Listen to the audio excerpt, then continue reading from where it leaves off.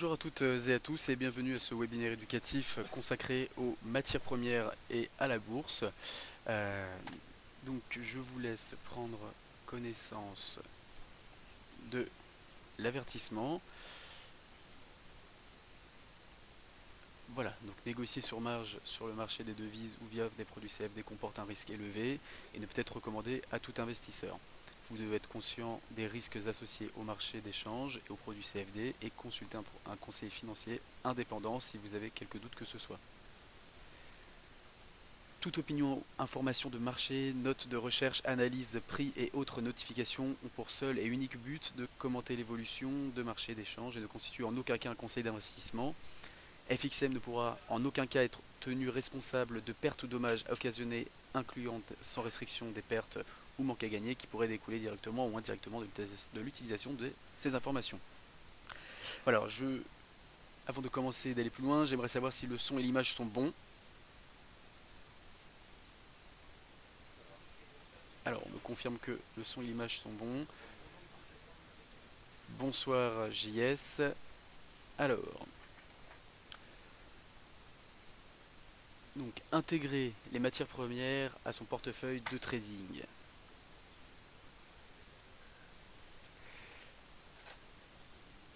Alors, en sommaire, donc une introduction théorique où nous verrons donc une définition en fonctionnement, une classification également des matières premières et faire un point général donc sur les différentes places boursières consacrées aux matières premières. Deuxième point, donc sur l'investissement des matières premières, comme quoi c'est une classe d'actifs euh, à part entière. Ensuite, nous verrons donc les matières premières chez FXCM et donc ce qui influence également les prix donc des matières premières.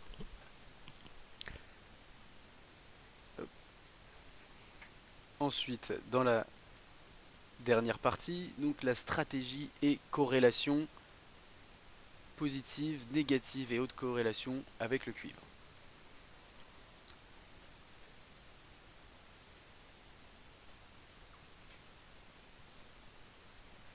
Alors, qu'est-ce qu'une matière première? Définition toute simple, une matière première, c'est simplement un terme générique dans lequel où une matière est considérée comme une matière première à partir du moment où elle entre dans un cycle d'acheminement ou production d'un produit, que ce soit alimentaire ou non. Alors, cela permet tout simplement euh, d'utiliser, cela permet aux agriculteurs d'utiliser en fait une certaine protection lorsque les matières premières sont tradées en bourse. Pourquoi? Tout simplement parce qu'ils ont la possibilité de vendre aujourd'hui à un certain prix et donc de prévoir une baisse ou une hausse future. Je m'explique en étant un peu plus clair. C'est-à-dire vous achetez aujourd'hui, vous vendez aujourd'hui à 10, et vous avez prévu une chute du cours, peut-être de tel du blé par exemple. Voilà, vous achetez du blé aujourd'hui à 10 et le cours pour vous va sûrement chuter à 5 durant les prochains mois. Du coup, vous vous protégez en vendant aujourd'hui à 10 pour dans le futur. Vous avez deux manières de vendre ou d'utiliser vos matières premières. La première, donc, sur un marché organisé, donc le marché des futurs, avec une chambre de compensation. Il y a une confrontation entre les ordres achats et les ordres de vente, où donc, dans cette chambre de compensation également, vous avez un dépôt de garantie. Le seul risque qu'il y a, c'est le risque de la contrepartie. Donc voilà, on ne sait jamais réellement si la contrepartie peut payer ou peut réellement acheter à la fin. Euh, et le dénouement donc de ces opérations s'effectue à la livraison. Vous avez également le marché des forwards, qui est un marché physique. Donc un marché forward, c'est un marché qui est de gré à gré. Il n'y a pas de chambre de compensation et uniquement la confrontation entre l'offre et la demande vous permet de trader les matières premières. Alors, les matières premières se classent sous deux entités. Vous avez d'un côté les hard commodities et de l'autre côté les soft commodities. Comment nous arrivons à les différencier? Simplement, les soft commodities sont le résultat de produits agricoles, donc céréales, sucre, coton, café, bétail. De l'autre côté, au niveau des hard commodities, vous avez les énergies, les métaux précieux, les métaux industriels. Nous allons donc maintenant passer aux places boursières. Donc sur ces places boursières, nous avons principalement la Chicago Board of Trade, donc qui vous permet de trader principalement les matières premières. C'est sur cette place-là qu'il y a le plus de trades, donc sur les matières premières, sur les soft commodities, euh, donc tels que le blé, le maïs, le riz. Mais en ce moment, elle est très rattrapée, on va dire, par la bourse de Rotterdam, qui est le Beurs Trader, qui permet également d'effectuer beaucoup de trades sur ces matières premières. En général, comme on peut le voir, il y a environ plus de 200 millions de contrats annuels. Donc c'est un volume qui est assez important pour les matières agricoles, les matières premières. Vous avez également le London Metal Exchange, donc la LME, qui vous propose de trader là plutôt des matières, plus des métaux, donc tout ce qui va être matière première sous forme de métaux, donc à Londres, et également sous plutôt de gros volumes. Là on voit environ 150 millions de dollars annuels, donc soit à peu près 15 500 milliards de dollars. Donc c'est assez conséquent. Donc c'est la deuxième place boursière pour les matières premières. Ensuite, vous avez le NYMEX, où cette fois-ci vous allez trouver les paires les plus traitées. Les matières premières les plus traitées, donc qui sont le pétrole, le gaz, l'électricité, l'or. Voilà ce que sont les matières les plus traitées, et vous allez donc les trouver sur le NYMEX, New York Mercantile Exchange, qui réalise lui plus de 175 millions de contrats à l'année. Autre place boursière assez importante, qu'on appelle l'Intercontinental Exchange, donc l'ICE en contraction, où vous allez pouvoir traiter un petit peu tout, donc sous différents volumes, sous différents formats. Voilà. Comme elle est assez généraliste, on retrouve donc plus de 280 millions de contrats à l'année. On constate donc via ce graphique que le nombre de contrats traités en millions à l'année évolue de manière croissante et constante. Pourquoi? Tout simplement parce que la démographie humaine ne cesse d'augmenter. Nous passons chaque année à de plus en plus d'êtres vivants sur Terre, et pour nourrir ces êtres vivants, il faut forcément consommer, il faut forcément planter et récolter. Donc ces matières premières ont un avenir plus que certain dans l'augmentation du fait que la croissance de l'homme, sa démographie ne cesse d'augmenter d'année en année.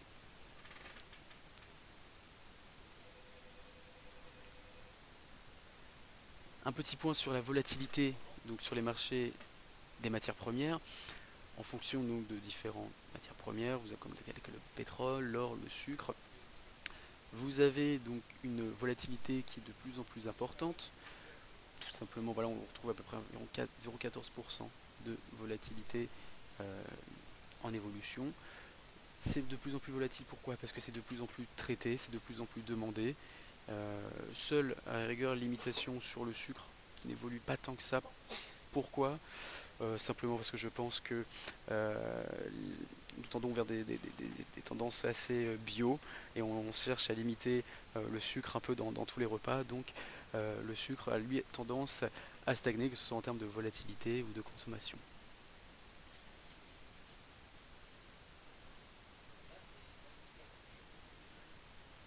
Passons maintenant donc à la seconde étape de ce webinaire, donc l'investissement sur les matières premières. Pourquoi investir dans les matières premières? Tout simplement parce que c'est une classe d'actifs à part entière. Euh, Cela respecte donc trois fondamentaux d'une classe d'actifs à part entière. Donc cela génère un rendement supérieur à l'actif, donc sans risque, sans réellement risque. Donc on est proche de ceux des actions. Comme je vous ai dit, ça évolue de manière constante et croissante. Généralement, il y a une corrélation assez faible avec les autres classes d'actifs. Et donc ça ne peut reproduire une combinaison linéaire d'autres actifs. Également 5 bonnes raisons pour investir dans les matières premières. Tout simplement, ça vous offre une diversification de votre portefeuille, donc une optimisation de votre risque. Vous pouvez mieux gérer vos positions. C'est également investir sur le long terme, donc avoir différents rendements est supérieur aux obligations, aux actions ou même au forex tout simplement. Ça vous améliore également le couple rendement-risque. Comme je disais, voilà, il y a une optimisation du risque sur son portefeuille. Ça vous protège également de l'inflation et c'est également pouvoir investir dans une croissance économique mondiale. Donc on participe à l'évolution entre guillemets de la croissance mondiale. Chose qui est assez importante vu les chiffres actuels. Un exemple simple où l'on compare donc une courbe de rendement annuel attendu en pourcentage où vous avez uniquement les actions et les obligations en gris, comme on peut voir ici, donc qui table, allez, on va dire à 7,8%, et sur l'autre, la bleue, nous avons rajouté donc les matières premières, et là, on regarde bien, on vous remarque bien que le rendement annuel attendu est supérieur donc à celui des actions et des obligations seules. On passe à environ 8,2, 8,3.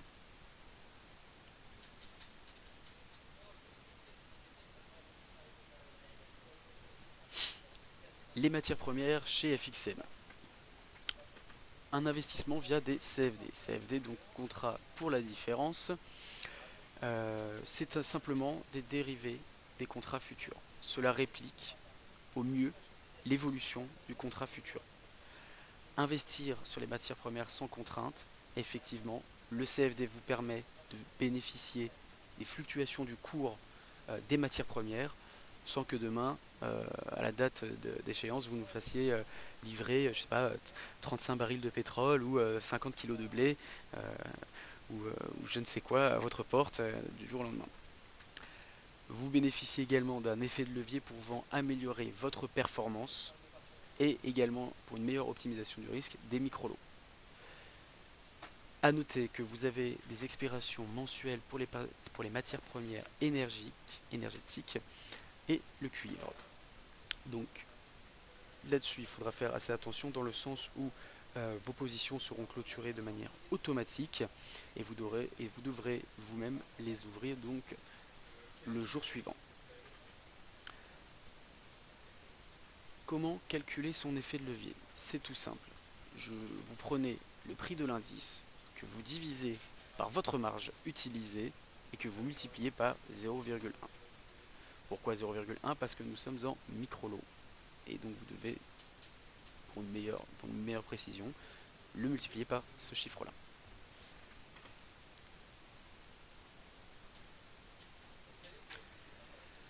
Les matières premières, donc ici vous avez donc par rapport à la training session un détail donc pour l'année 2016 et sur donc le pétrole, l'US Oil, l'UK Oil et le gaz, des caractéristiques donc sur les trades, sur les tailles de trade maximum, sur les obligations de marge par taille minimum de transaction, sur les spreads cibles de FXCM et vous avez également donc le calendrier des expirations sur l'année 2016.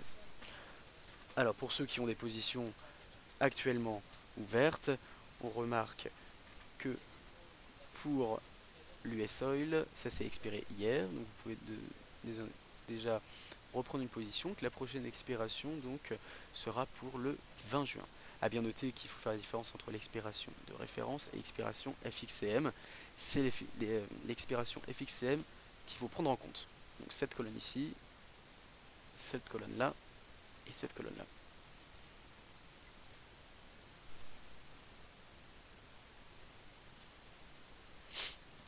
Deuxième point également donc sur les métaux, où ici vous avez l'or, l'argent, le palladium, le platinium et le cuivre. Donc vous retrouvez exactement les mêmes caractéristiques pour ces matières premières, donc, et également donc le calendrier des expirations pour l'année 2016. A noter que très prochainement le palladium et le platinium seront retirés donc des listes proposées par FXM de trade, tout simplement parce que les liquidités ne sont pas bonnes et par protection nous préférons donc les retirer pour vous protéger d'éventuels slippages sur vos positions. Alors maintenant nous allons passer donc sur ce qui peut influencer le prix des matières premières. Vous avez premièrement 8 facteurs qui influencent le prix de ces matières premières, vous avez la croissance économique mondiale, effectivement. Si la croissance économique mondiale est bonne, alors nous avons tendance à plus consommer. Si nous consommons plus, forcément les matières premières seront vendues beaucoup plus et donc seront également consommées plus, donc le niveau va également augmenter. Le niveau d'inflation influe également sur le prix, ainsi que le prix du dollar.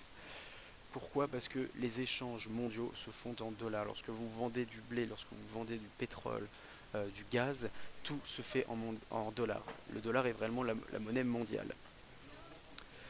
Vous avez également les productions, les stocks, les réserves mondiales de matières premières qui influencent énormément, comme vous pouvez le voir en ce moment sur le pétrole, où vous avez donc des stocks et des réserves assez importantes, d'où le prix qui est assez bas. Et vous avez également une spéculation excessive qui peuvent alimenter donc une flambée des prix. Vous avez des enjeux géopolitiques, vous avez des coûts d'acheminement et de distribution, et bien évidemment un acteur majeur également, l'offre et la demande au moment de l'achat ou de vente. Pour ce qui va être poursuivre d'un peu plus près, et mieux, on va dire, trader les matières premières, il faut absolument suivre les chiffres et les perspectives de croissance économique mondiale, l'évolution et prévision du taux d'inflation. Donc pour ceci, vous pouvez les retrouver donc sur le calendrier économique de Daily FX, où tout est posté donc chaque semaine. Vous avez également le cours du dollar qu'il faut vraiment suivre, également par rapport aux devises, par exemple la UD-USD, l'euro-dollar, mais également avoir un œil sur les niveaux de stock, sur les productions ou les réserves mondiales, et bien évidemment, même si c'est un petit peu plus difficile, avoir un œil sur le niveau de spéculation.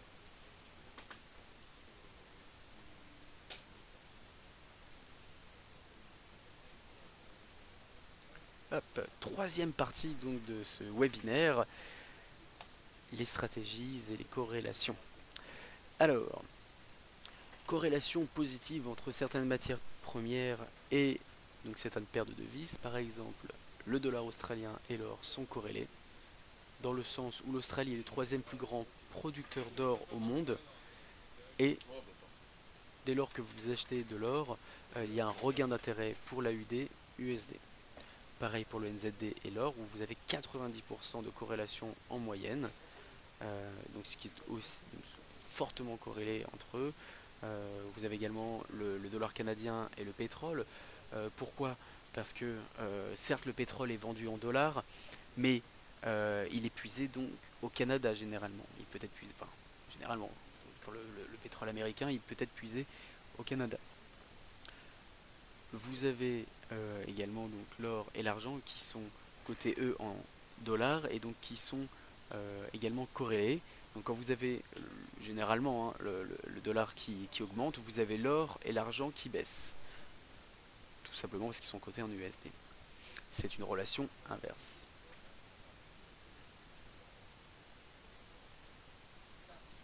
Vous avez également des corrélations qui sont dites négatives, c'est-à-dire lorsque vous avez par exemple le dollar US, le pétrole et l'or, les deux sont cotés en dollars.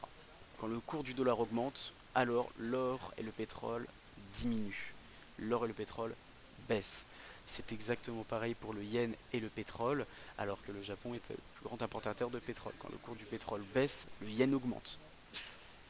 Il y a également ce qu'on appelle une parité, dont la devise de base est l'USD. Quand le cours de cette parité augmente, l'USD augmente, toutes les matières premières cotées en USD diminuent.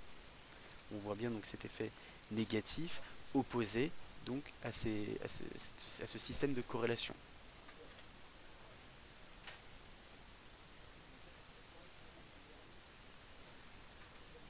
En ce qui concerne donc les autres matières premières, comme le cuivre par exemple, lorsque vous avez une hausse des prix, cela indique que l'expansion des industries dans le monde augmente également. Idem pour les métaux de base, industrialisation forte et matières premières agricoles, parce que vous avez une hausse des prix, l'augmentation de la démographie s'ensuit, comme je vous l'ai dit et expliqué au début. Maintenant, de manière un peu plus concrète et précise, la corrélation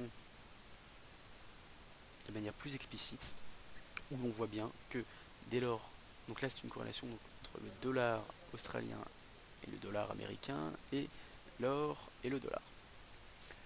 En bleu, l'or, et sous les formes de chandeliers japonais, vous avez donc l'AUD-USD. On remarque donc que les courbes sont réellement corrélées et suivent la même tendance. Si l'une diminue, alors l'autre diminue. Là, c'est marqué assez clairement, assez fermement ici. Dès lors que l'AUD-USD a chuté, l'or, lui, a également plongé vers le bas. Également, parce qu'il y a des zones plus ou moins de petites baisses et de range, également, tac, ça suit la même tendance, ça baisse et ça reste également. Donc ces graphiques sont récents, ces graphiques ont été pris aujourd'hui même, donc ce qui prouve que la corrélation est toujours bonne. Autre corrélation maintenant entre l'or et l'argent, donc sous forme de chandelier japonais, vous avez l'or, et sous forme d'une ligne continue bleue, vous avez l'argent. Également, forte corrélation positive, où là on voit que l'argent suit quasiment trait pour trait le niveau de l'or. Donc voilà de manière explicite ce qu'est qu'une corrélation positive. Je vous remercie pour votre attention, c'est la fin de ce webinaire. Nous allons donc passer aux questions. Alors,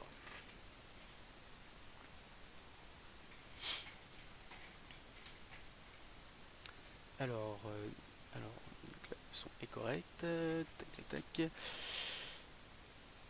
Alors, merci Noël pour votre message. Alors effectivement, JS a raison. Pour le cuivre et le gaz, ce ne sont pas des expirations mensuelles, mais trimestrielles.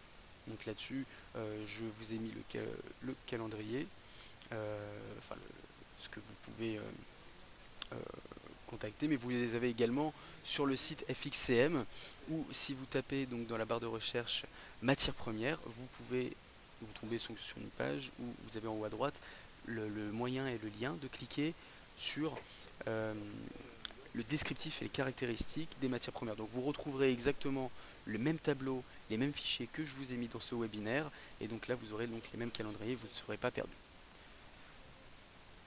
Alors, ensuite,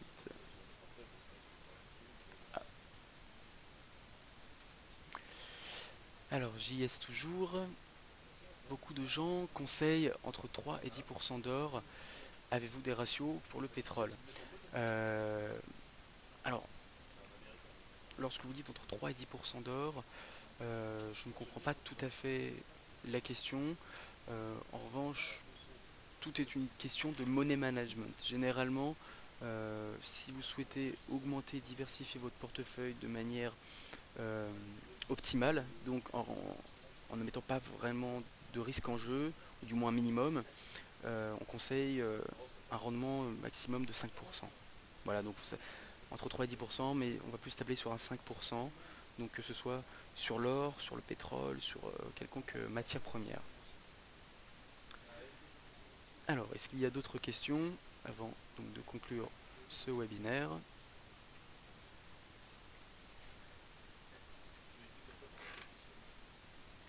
Alors, je vois qu'il n'y a donc plus de questions. Je vais vous souhaiter une bonne soirée et je vous dis à bientôt. Ah, alors JS, juste avant de partir, nous a transmis le lien pour les expirations. C'est très gentil, JS. Je vous remercie. Voilà, vous pouvez donc trouver ce lien et ça vous permet tout simplement d'avoir les expirations donc, sur vos matières premières. Voilà, c'était Étienne Lapouge, Société FXCM Daily FX. Je vous souhaite une bonne soirée.